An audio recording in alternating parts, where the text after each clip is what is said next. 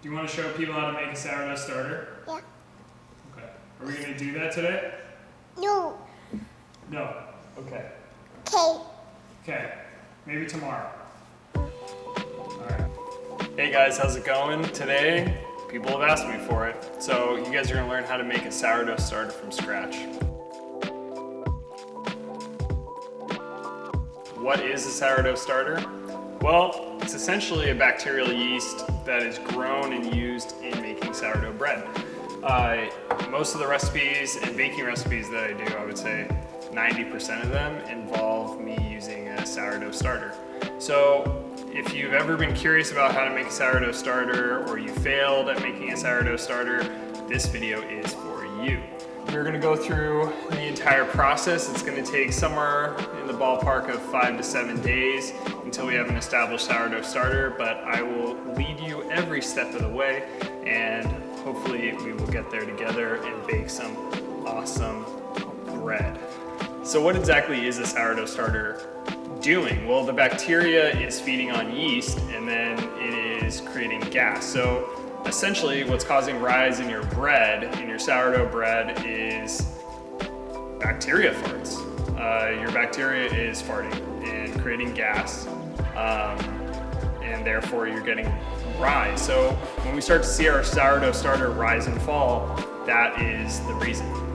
Something like there's 50 million per teaspoon of bacteria in your sourdough starter, so it's a whole living bacterial city in there. So guys, let's jump on into it. I'm gonna list the kitchen ingredients and supplies you guys are gonna need, and we're gonna start on day 1 of our sourdough starter.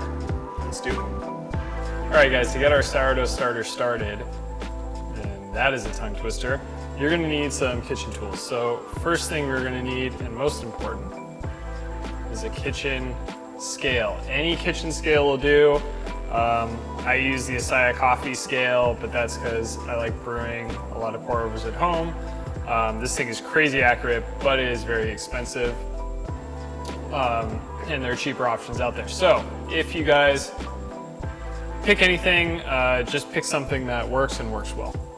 The next thing you guys are gonna need is a mason jar, preferably 2, so you can swap and always have a clean jar every day. This is gonna be our jar that we're gonna be using. You can order these mason jar packs on Amazon or Target or wherever, you know. You can get creative. You probably want the material to hold your sourdough starter to be glass or ceramic. I like glass because I can actually track the rise and fall. You usually want to avoid metal, but usually glass with some sort of lid or jar. Next thing you guys are gonna need is a kitchen thermometer. This is the Javelin Pro Duo. I use it because it's quick and easy and magnetic. Really love this thing. Yeah, great. Then you guys are gonna need something to stir it up with. Personally, use a chopstick, but I've also used a spatula. There's plenty of other things you guys can use, but this is simple and easy for me. As far as flour ingredients, you guys are gonna be needing dark rye flour. I get mine from Central Milling.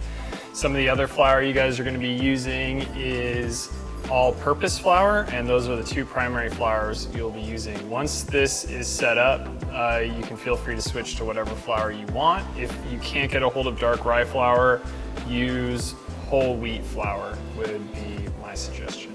The biggest thing here is consistency. So guys, we're going to take our mason jar, tear it to 0 to account for the weight of the jar. We're gonna put 100 grams of our dark rye flour.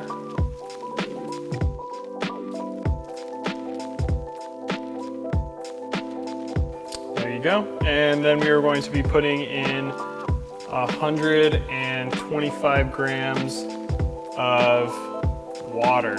You wanna make sure that this is room temp water that you measure with your kitchen probe in the realm of 80 to 82 degrees. Have it be too cold, you also don't want it to be too hot.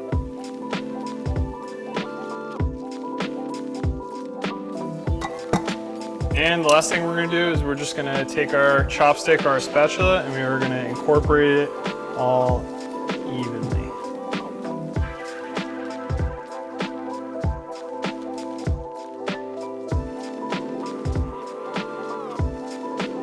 right guys, now we finished mixing this, I'm gonna put the cap on my jar. And I'm gonna screw it down tight, and then I'm gonna loosen it up just a little bit. So guys, we wanna keep this someplace warm, ranging in 80 to 85 degrees Fahrenheit for 24 hours. I like out of direct sunlight, so I like to keep it in my oven. Just make sure you do not turn the oven on while it's in there. That is definitely a mistake I have made before. So that's it for day one. We just wait, and then we're gonna continue on with day two. All right, guys. Hey, Kira, how do you feed a sourdough